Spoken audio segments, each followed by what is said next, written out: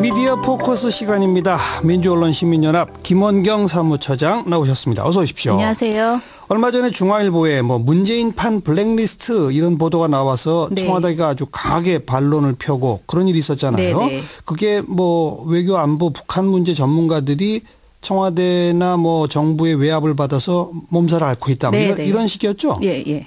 문제의 기사가 언제 떴던 거죠?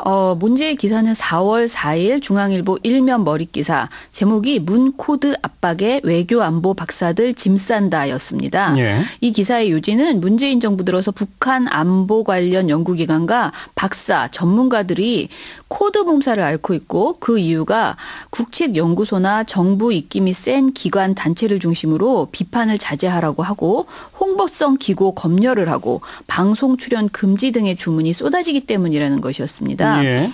이영종 중앙일보 통일전문기자 겸 통일문화연구소장이 쓴 이 기사는요. 예. 말미에 통일 안보 분야 기관과 학자를 대상으로 한 간섭이 도를 넘자 사실상 문재인 정부판 블랙리스트다. 아하. 또 다른 적폐를 쌓고 있다는 비판이 나온다. 라고 보도했습니다. 예. 보도는 24면 전면 기사 하나를 더 실어서요. 2개에 걸쳐서 구체적으로 내용이 들어 있습니다. 네. 정말로 또 다른 적폐라면 이건 문제죠. 예, 굉장히 심각한 일입니다. 청와대는 아니라고 반론을 한 거죠? 네. 사실 박근혜 정부의 블랙리스트를 생각해 보면요. 이게 만약에 사실이라면 이거는 정말 엄청난 범죄 행위거든요. 그래서 예. 즉각적으로 사실관계를 확인해서 책임을 물어야 할 심각한 사안입니다. 물론이죠. 예, 이렇게 보도 내용이 충격적인 것이기 때문에 청와대는 중앙일보 보도가 나온 당일 중앙일보 보도 관련 대변인 논평을 냈습니다. 예. 논평은 사실관계를 심각하게 뒤틀었었다. 근거가 없고 이치에도 맞지 않는 것을 억지로 끌어다 기사를 구성했다고 주장했습니다. 예. 특히 청와대는 문재인 정부판 블랙리스트라고 표현한 것은 그냥 넘어갈 수 없는 사안이다라고 말하면서요. 박근혜 정부의 적폐가 문재인 정부에서도 되풀이되는 것처럼 모욕적인 딱지를 붙였다라고 지적을 했습니다. 네. 청와대는 논평과 별도로 5쪽 분량의 참고 자료를 통해서 중앙일보가 제기한 의혹들에 대해서 조목조목 반박을 했고요. 그 팩트 체크를 다 했다 이거죠? 네. 그리고 해당 보도의 잘못을 바로잡아달라고 요구했습니다. 예. 또 정성장 세종연구소 통일전략연구실장도요. 관련 보도에 대해서 정면으로 반박하는 글을 내놨습니다.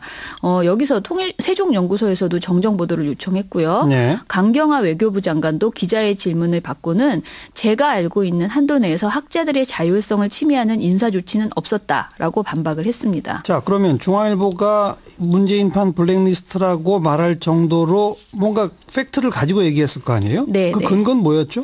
중앙일보는 4일 보도에서 총 6개의 사례를 제시했습니다. 6개나? 네.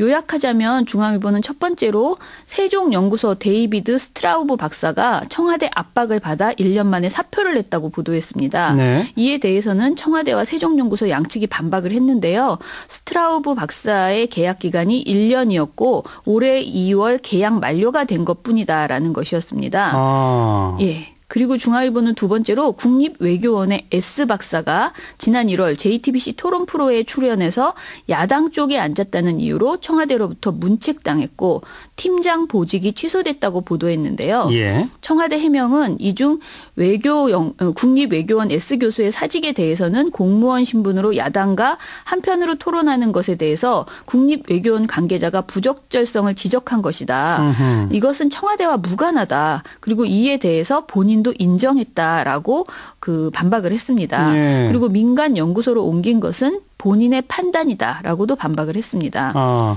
공무원 신분이군요. 국립외교원의 교수는. 네네. 야당과 한편에 앉은 것은 문제 있다라고 해당 기관에서 지적을 했다. 네네. 그래서 본인도 그냥 받아들이고 민간연구소로 이직을 했다. 네. 그게 청와대의 입장이에요. 주장이고 네. 중앙일보는 청와대의 압력으로 아마 문책당했다 이렇게 보는 거겠죠. 세 번째로 중앙일보는 국방연구원을 퇴직한 정산동 박사의 신문 기고 원고가 고위 인사로부터 검열을 받아 일부 삭제됐다면서 정산동 씨의 목소리를 직접 담아줬습니다. 예. 청와대에서는 이에 대해서 국책연구기관에서 사실관계나 다른 정책적 목소리를 내거나 사실관계가 다른 말을 한 경우 국민에게 혼선을 주기에 당연한 조처라고 이렇게 반박을 했고요. 예. 일방적 조치를 내린 것이 아니고 집필자에게 의견을 달아 회신했던 것뿐이다라고 해명을 했습니다. 이 정상돈 박사는 국방연구원을 퇴직했어요? 예, 그런데 정년퇴직을 한 것이라고 합니다. 정년퇴직. 네. 그리고 그 신문 기고는 그럼 퇴직하기 전에 쓴 건가요? 네, 네. 아, 네. 그리고요. 그리고 네 번째로 중앙일보는 안찬일 세계 북한 연구센터 소장은 최근 종편에서 북한 김정은의 여동생 김여정 노동당 제1부부장을 그 여자로 호칭했다가 한 달간 출연 정지를 당했다고 보도했습니다. 네. 이에 대해서 청와대는 본인의 추측으로 확인됐다라고 밝혔습니다. 그러니까 안찬일 씨에게 확인했더니 본인의 추측이었다라고 답변했다는 것이에요. 예. 명시적으로 통보받은 적은 없지만 안찬일 씨 본인은 그렇게 생각했었다는 것이고요. 아하. 안찬일 씨 본인도 대통령이나 청와대랑은 무관한 일이라고 말했다고 청와대가 해명을 했습니다. 네. 그런데 저희 민원연이 이 안찬일 씨 발언에 대해서는 모니터를 했던 내용이 있습니다. 그래요. 그래서 이에 대해서 조금 더 상세히 설명을 해보려고 합니다. 예, 좀 설명해 주세요. 먼저 안 씨가 김여정 부부장을 그 여자로 호칭한 방송은요. 종편이 아니고요. 보도 전문 채널인 연합뉴스 TV였습니다. 중앙일보는 종편이라고 했는데 네. 연합뉴스 TV였다. 네. 안 씨는 북한예술단 사점점검차 현송월 삼지연 관현악당 등 붓예술단이 방남했던 1월 21일에 연합뉴스 TV 뉴스특보에 출연했습니다. 이 방송에서 현송월 단장, 김여정 부부장 등 북한 여성들에 대해서 시종일관 그 여자, 저 여자라고 칭했습니다. 예. 이런 표현은 분명 방송의 부적절한 용어에 해당됩니다. 그리고 이날 뉴스의 질을 떨어뜨린 발언은 이것뿐만이 아니었어요. 그 안 씨는 현송월 단장은 김정은이 밀어주는 인물이라고 주장하면서 현송월 임신설을 수차례 강조했고요. 예. 이런 말을 했습니다. 김정은 위원장도 참석한 은하수 관현악단의 국제공연단에 현송월이 임신해서 병원에 가야 되는데 사회자가 노래를 시켜서 준마처녀를 불렀다. 결국 북한에서도 그런 연문설, 이 그런 연문설이라는 것은 김정은과 현송월 애인설을 말하는 건데요. 예. 그런 연문설이 있다는 것을 공개적으로 보여주는 것이다. 이런 발언을 했습니다. 예. 김정은이 참석한 행사에서 사회자가 임신한 현송월에게 노래를 시켰으니 이것은 연문설이 있는 것이다라는 식의 비논리적인 추정인데요. 네. 안 씨 스스로도 확인된 것은 거의 없다라고 말했습니다. 그날 방송에서 네. 이렇게 이 안찬일 세계 북한연구센터 소장이 그 북한 이탈 주민이시죠? 네네. 1호 박사라고 합니다. 예. 그 이처럼 뉴스에 출연해서 확인되지 않은 가십성 낭설을 장시간 늘어놓는 인물을 꼭 그 코드 압박에 피해를 본 외교안보 박사라고 하는 것은 좀 적절치 않아 보이고요. 게다가 안찬일 소장이 한 달간 출연 정지를 당했다는 중앙일보의 주장도 사실과 달랐습니다. 그래요? 실제 안찬일 씨는 1월 22일 이후부터 4월 5일 현재까지 연합뉴스 TV에 더 이상 출연하지 않고 있습니다. 그러니까 한 달이 아니라 계속 출연하지 않고 있다는 것입니다. 예. 하지만 타 종편에는 꾸준히 출연을 했던 것으로 보이고요.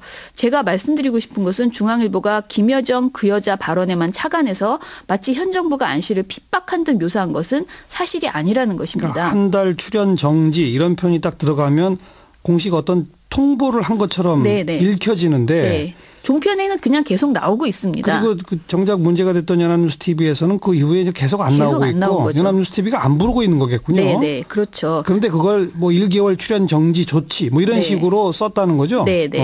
그러니까 제가 보기에는 이런 카더라성 주장을 많이 하는 분을 더 이상 섭외하지 않는 연합뉴스 TV가 오히려 자연스러운 조치라고 보고요. 예. 오히려 이런 방송을 하시는 분을 그대로 출연시킨다면 더 무책임한 방송 행태가 아닌가 이렇게 생각이 듭니다. 네. 지금 이제 6가지 중에 4가지를 좀 짚어봤는데 네. 또 어떤 내용이 있나요? 또 하나 반박이 필요한 부분이 있는데요. 중앙일보가 종편 등 방송의 통일 안보 관련 코너에는 대선 캠프 등 친정부 성향 인사 몇몇을 중심으로 겹치기 출연이 이어진다. 그러다 보니 건전한 비판이나 대안 제시보다는 정부 정책을 설명하는 데 치중한다. 동종교배의 후유증이다라고 비판했습니다. 예. 그런데 중앙일보는 도대체 이 보도에서 어떤 방송사의 어떤 프로그램, 어떤 코너에서 친정부 인사 누가 출연했는지 그 어떤 것도 특정하지 않았어요. 제가 아까 말씀드린 그 내용 그대로거든요. 그건 적시하지 않고. 네. 예. 이 문장 자체로는 저희가 구체적으로 확인하기가 어렵습니다. 그런데 제가 확실하게 말씀드릴 수 있는 사실은요. 작년 3월 종편 재승인 심사 이후에 재승인 탈락의 위기를 맛봤던 종편은요.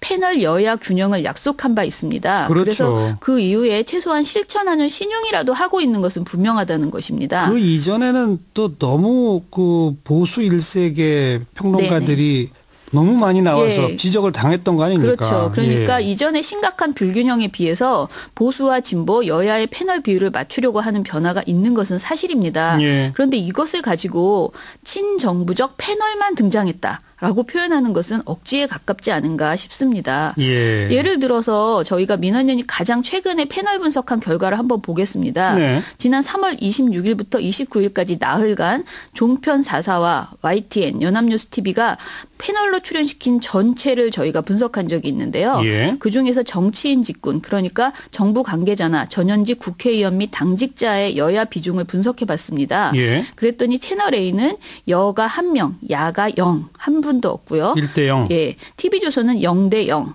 예. MBN은 여 7명, 야 8명이었습니다. 7대8. 네. JTBC는 여 2명, 야 3. YTN은 여야가 1명씩이었고요. 연합뉴스TV가 여 4명, 야 3명이었습니다. 예, 예. 직군 특성상 분명하게 여야 구분이 가능한 정치인 패널 이외에 다른 직군은 저희가 함부로 여야 성향을 구분하는 것이 좀 어려웠어요. 예. 저희가 섣불리 분석하진 않았습니다. 예. 그런데 방송사별로 같은 기간에 출연 횟수가 많은 다른 직군을 살펴봐도 아무리 봐도 중앙일보 주장처럼 친정부적 패널만 겹치게 출연하고 있다라고 보기는 어렵습니다. 네. 또 중앙일보가 사례로 든 안찬일 씨만 해도요. 이 기간에 YTN의 3회, 채널A의 4회 출연해서 4일간 총 7번이나 등장했습니다. 4일 동안 7번? 네. 예. 자, 뭐 여러 가지 중앙일보의 보도를 짚어봤는데 네. 조금 주장이 엇갈릴 수 있는 대목들도 있는 것 같습니다만 네네. 명확하게 청와대가 실제 압력을 행사했다. 네. 그런 어떤 근거를 제시한 건 없는 것 같은데요. 예, 맞습니다. 사실 청와대 등의 반론은 일단 반론일 뿐일 수도 있습니다. 예. 명백한 실체적 진실은 아직 밝혀지지 않았다고도 할 수 있어요. 그런데 분명한 것은 중앙일보 보도가 문재인 블랙리스트가 있다라는 엄청난 문제 제기를 하면서 들이댄 사례가 너무나 논리가 부실하고 대부분 익명의 전언이라는 것입니다. 예. 중앙일보는 스트라우브 박사의 퇴사, S 박사의 보직 취소, 태영호 전 북한공사의 공개활동 미비 등 단편적인 사실을 나열했을 뿐 이런 것들이 블랙리스트로 연결되는 그 어떤 정황도 밝히지 않았습니다. 예. 그나마 덧붙인 정황이 스트라우브 박사의 퇴사와 관련해서 문재인 정부의 대북 및 외교안보 정책에 비판적 성향을 보였다는 이유로 청와대 등으로부터 압박이 심했다는 세종연구소 핵심 관계자의 전언이 있었습니다. 이런 보도가 있었고요. 예. 그리고 신문 기고 원고를 문제 삼은 고위 인사가 직접 껄끄러운 대목 3곳을 삭제해버렸다는 정산돈 박사 본인의 발언이 또 보도에 있었습니다. 아하. 그리고 갑작스러운 구매 중지로 관련 업체 고사 상태라는 보수 성향 단체 관계자의 증언이 있었습니다. 예. 그나마 이렇게 뭔가 증언을 구체적으로 실은 게 이 정도였는데요. 지금 제가 말씀드리는 과정에서 느끼셨는지 모르겠지만 기사에서 말하는 주요 내용의 취재원이 대부분 익명입니다. 익명. 네, 누군지 특정하기 굉장히 불편한 상황이죠. 그냥 핵심 관계자의 전언이다. 네네. 뭐 이런 식으로. 예, 그러니까 사실상 문재인 정부판 블랙리스트다. 또 다른 적폐를 쌓고 있다라는 발언을 이런 결정적인 발언을 한 사람은 누구인지 아예 제시되지 않았고요. 예. 그리고 과거 정부보다 더하면 더했지 못하지 않다는 말까지 나올 정도라는 발언도 보도에 인용되는데요. 이것은 익명을 요구한 국책연구기관 박사가 이런 말을 했다고 보도하고 있습니다. 예. 문재인 캠프 출신으로 청와대 외교안보 실세를 자처하는 모 인사가 발끈했다는 얘기까지 나왔다. 라는 발언도 나왔는데요. 예. 또 요즘 벌어지는 상황을 보면 몇 년 전 사태의 데자뷰라 불릴만 하다라는 발언도 나왔어요. 그런데 이 두 가지가 모두 한 관계자가 전부입니다. 예. 말한 사람이 한 관계자입니다. 이렇게 익명의 푸념이나 추측을 엮어서 보도하면서 블랙리스트라고 표현한 것이 적절한지 좀 되묻고 싶고요. 또한 안찬일 씨의 경우와 마찬가지로 그의 주장이 있었다 하더라도 그것이 사실인지 정밀하게 언론사에서 확인했어야 되는 것 아닌가. 예, 예. 그리고 해당 기관이나 방송사의 반론을 담지 않은 것도 문제라고 생각됩니다. 뭐 청와대에서도 또 세종연구소에서도 정정 보도를 요구했다고 그랬는데 네. 그 후에 중앙일보에서 무슨 보도가 나온 게 있어요? 중앙일보는 다음 날 5일 문코드에 짐 싸는 박사들 청와대 따옴표 치고 블랙리스트 딱지는 모욕이라는 제목의 그 보도를 냈습니다. 예. 이 보도는 청와대의 입장을 담아서 반론권을 보장했다라고 볼 수 있습니다. 그렇죠. 그렇지만 중앙일보는 자신들의 주장을 정정하거나 사과하지는 않았습니다. 네, 정정 보도는 아직 안 하고 있는 거네요. 네. 예. 오히려 중앙일보는 칼럼과 사설을 통해서 또다시 정부를 겨냥했는데요. 예를 들면 사설 비판의 목소리도 존중해야 대북 정책 성공한다라는 5일자 기사에서는요. 전날 자신들의 주장을 되풀이하면서 청와대가 건전한 비판마저 반박한다면 언론 자유에 대한 부당한 침해란 비판을 면하기 어려울 것이다. 라고 전했습니다. 이건 맞는 말이긴 하죠. 그런데 그렇죠. 이제 실제 근거가 있느냐가 이제 문제인 거고요. 그렇죠. 예. 그리고 중앙일보 칼럼 분수대라는 것에서는요. 이날 제목은 스트라우브 논란 단상인데요. 이 연구위원에 대해서 정부는 1년 계약 만료 뒤 떠난 것이라고 강하게 반발했지만 실제 상황은 좀 더 미묘하다라고 칼럼에서 주장했습니다. 미묘하다? 예. 그런데 기자가 그 근거로 든 것은 그가 올 당시를 아는 인사가 말했는데 1년 계약이지만 1년 연장하는 1+1, 즉 2년 약속이었다라고 주장했다는 것입니다. 이것도 익명의 주장이네요. 그렇죠. 그러나 위에서 말씀드린 것과 마찬가지로 부실한 근거만 가지고 블랙리스트 낭인을 찍는 것은 건전한 비판이라고 하기엔 좀 과한 것이 아니었나라고 알겠습니다. 생각이 듭니다. 물론 박근혜 정부 촛불 전국이 펼쳐지기 이전 상황에 종편이나 보도전문 채널이나 이런 것들 또 외교안보 기관들의 전문가들이 여기저기 출연해서 말하는 것들을 출연했죠. 딱 보면 그 당시에 비하면 지금 뭐 그걸 균형이 잡혔다고 말할지 아니면 그쪽 시각에서 보면은 현 정부 코드마늘 인사들이 너무 많이 나온다고 보일 수 있을 겁니다. 그건 뭐 어떤 의미에서는 현실이니까요. 그런데 그걸 이처럼 블랙리스트란 제목까지 달아서 뭔가 기사화하려면 정말 더 세밀한 취재, 분명한 근거가 있어야 되죠. 이런 걸 잡아야 되겠죠. 여기까지 합시다. 수고하셨어요. 감사합니다. 민주언론시민연합 김원경 사무처장이었습니다.